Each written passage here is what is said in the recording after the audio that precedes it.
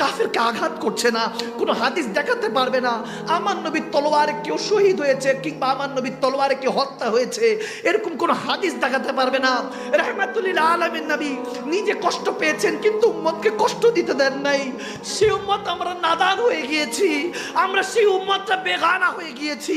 আজকে দুনিয়া সেই নবী থেকে আমাদেরকে দূরে সরে দিয়েছে, আল্লাহ থেকে দূরে সরে দিয়েছে, বড় বড় উলামায়ে কেরামরা চলে গিয়েছে।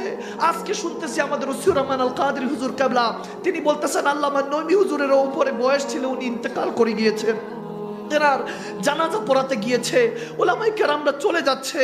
গতকালকে লেবাননের অনেক বড় একজন শেখ হিসাম কাব্বানি আল নকশবন্দি আলাইহির রহমাত তিনিও ইন্তেকাল করেছেন। দুনিয়া থেকে আল্লাহ ভালো চলে যাচ্ছে, দুনিয়ার সময় শেষ হয়ে যাচ্ছে। আমরা সেই নবীকে এখনো দেখতে পারলাম না। কবরে গেলে এই চেহারাটা কিভাবে দেখাবো নবীকে? গুনাহ দিয়ে লজ্জায় কাফনের কাপড় ঢেকে হয়তোবা যেতে হবে, এই সাদা কাফনের কাপড় পরে হয়তোবা নবীকে চেহারা দেখাতে হবে।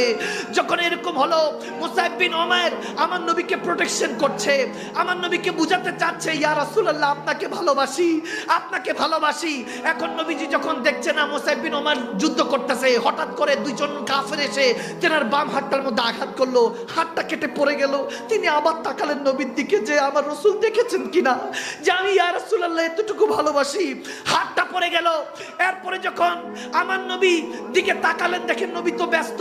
তিনি একটা পর্যায়ে নবীকে যখন হেফাজত করছেন 4-5 জন কাফের এসে হযরত মুসাইব বিন উমাইরের পেট দিয়ে ছুরি ঢুকিয়ে তলোয়ার ঢুকিয়ে 4-5টা তলোয়ার পিঠ দিয়ে বের হয়ে গেল।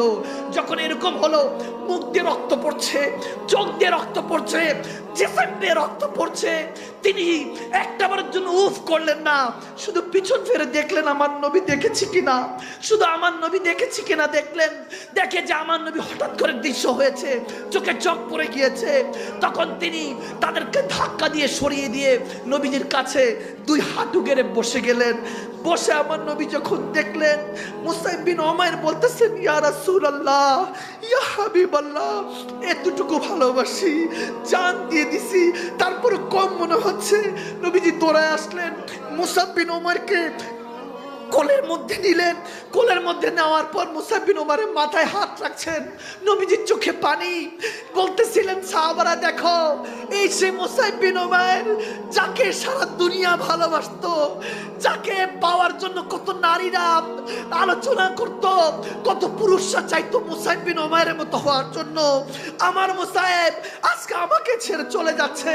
তোমরা দেখো হয়তো সেদিন মুসাইব বিন উমাইর বলতেছিলেন আব মেরি নিকাহ হবে।